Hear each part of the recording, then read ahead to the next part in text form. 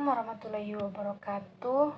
Perkenalkan, nama saya Sylvia Wanda Mamonto, kelas 2C jurusan PGMI dengan NIM 2110527071. Baik, di sini saya akan menjelaskan kembali materi kami, yaitu tentang problematika pendidikan di Indonesia beserta solusi penanganannya.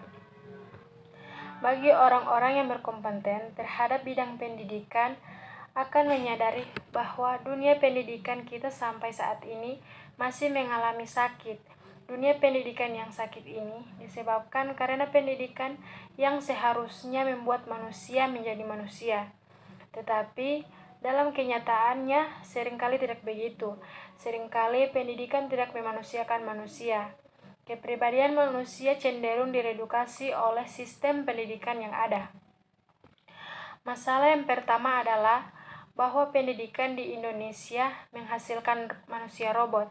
Kami katakan demikian karena pendidikan yang diberikan ternyata berat sebelah, dengan kata lain tidak seimbang. Pendidikan ternyata mengorbankan keutuhan, kurang seimbang antar belajar yang berpikir atau kognitif dan perilaku belajar yang merasa atau afektif. Jadi unsur integrasi cenderung semakin hilang. Yang menjadi adalah disintegrasi. Padahal belajar tidak hanya berpikir, sebab ketika orang sedang belajar, maka orang yang sedang belajar tersebut melakukan berbagai macam kegiatan seperti mengamati, membandingkan, meragukan, menyukai, semangat, dan sebagainya. Hal yang sering disinyalir ialah pendidikan seringkali dipraktikkan sebagai sederetan instruksi dari guru kepada murid, apalagi dengan istilah yang sekarang sering digembar-gemborkan sebagai pendidikan yang menciptakan manusia, siap pakai dan siap pakai.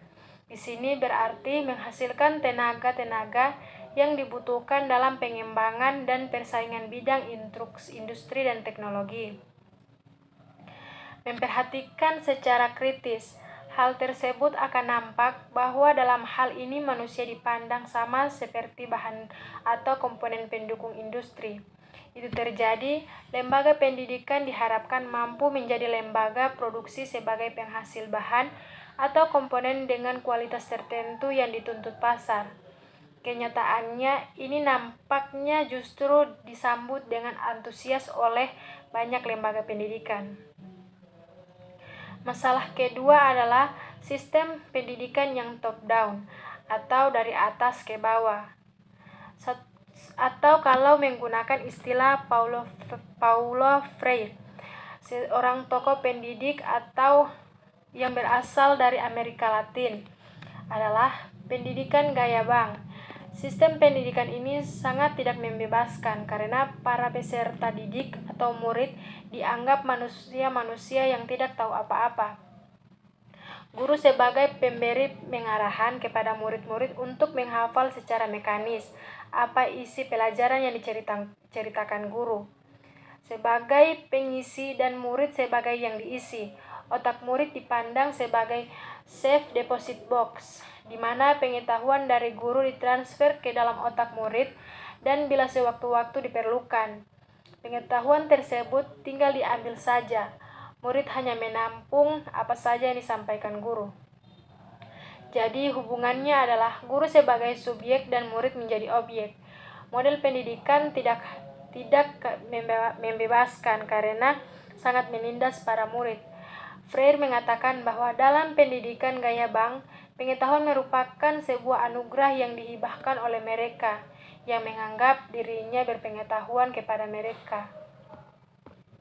Yang ketiga, dari model pendidikan yang demikian, maka manusia yang dihasilkan pendidikan ini hanya siap untuk memenuhi kebutuhan zaman dan bukannya bersikap kritis terhadap zamannya. Manusia sebagai objek atau yang adalah wujud dari dehumanisasi merupakan fenomena yang justru bertolak belakang dengan visi humanisasi, menyebabkan manusia tercabut dari akar-akar budayanya, seperti di dunia timur atau Asia.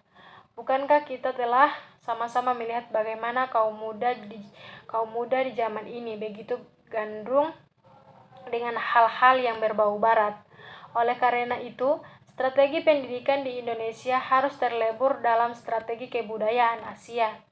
Sebab Asia kini telah berkembang sebagai salah satu kawasan penentu yang strategis dalam bidang sosial, ekonomi, bahkan budaya politik internasional.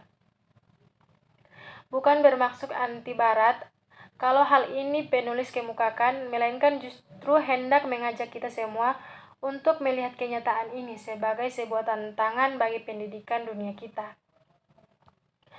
Mampukah kita menjadikan lembaga pendidikan sebagai sarana interaksi kultural untuk membentuk manusia yang sadar akan tradisi dan kebudayaan, serta keberadaan masyarakat, sekaligus juga mampu menerima dan menghargai keberadaan tradisi, budaya, dan situs masyarakat lain. Dalam hal ini, makna pendidikan menurut Ki Hajar Dewantara menjadi sangat relevan untuk direnungkan. Secara garis besar, ada dua solusi untuk mengatasi masalah-masalah tersebut, yaitu yang pertama solusi sistematik, yakni solusi dengan mengubah sistem-sistem sosial yang berkaitan dengan sistem pendidikan. Seperti diketahui, sistem pendidikan sangat berkaitan dengan sistem ekonomi yang diterapkan. Sistem pendidikan di Indonesia sekarang ini diterapkan dalam konteks sistem ekonomi kapitalisme atau mazhab neoliberalisme yang berprinsip antara lain meminimalkan peran dan tanggung jawab negara dalam urusan publik termasuk penandaan pendidikan. Yang kedua, solusi teknis, yaitu solusi yang menyangkut hal-hal teknis yang berkaitan langsung dengan pendidikan. Solusi ini misalnya untuk menyelesaikan masalah kualitas guru dan siswa berprestasi.